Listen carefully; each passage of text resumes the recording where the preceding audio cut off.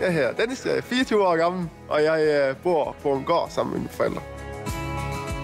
Jeg passer køer til daglig i en robotstald med 170 køer, hvor det bliver drevet økologisk.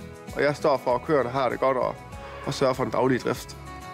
Det bedste ved at arbejde med dyr, det er, at du kan se, at de vokser op hele vejen faktisk. Fra de er helt små til de er køer, og du kan arbejde med dem i mælkeproduktion.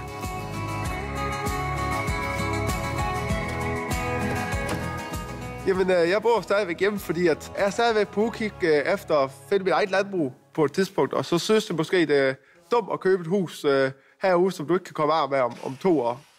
Når jeg ikke arbejder, så gør jeg til dilettant om vinteren i sådan lokal forsamlingshus.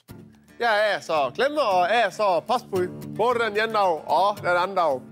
Man kan bare stå seriøs. Altså, folk de griner af det, man laver, ikke? Og de synes bare, det er sejt. Så du det?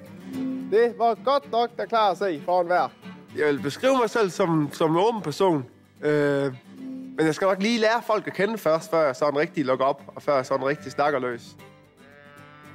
Jeg har ikke så meget erfaring med kærligheden. Jeg har aldrig haft en rigtig kæreste. Det har jeg ikke. Grunden til, at jeg aldrig har haft en kæreste, det er nok, at jeg ikke rigtig har det der scoregate, som mange andre har. Jeg kan godt snakke med en pige, men det er bare, det kommer aldrig rigtig videre måske. Men så går det et par minutter, og så kommer der en anden, og så snakker hun med ham, og nå ja. Så sidder man der, og så tager man lidt mere til drikke, og så bliver man for fuld til sidst. Nej. Det er lidt drengerov i mange af os, der kommer ud fra landet, og derfor er det også sjovt at kunne køre rundt på ATV og traktor og så videre. Drømmeforholdet for mig ville helt sikkert være, hvis man kunne finde en kæreste, der både var ens kæreste og ens ven. En, hvor man ligesom kan dele ting sammen med, og en, der er der for en.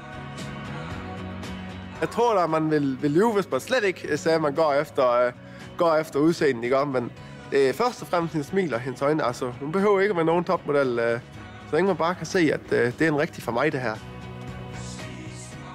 Jeg tror, der er stensikker på kærligheden. Det gør jeg da, og jeg tror der på, at der er den eneste derude, og det er en, man virkelig fungerer godt sammen med, og man bare siger, du, det var hende, ikke?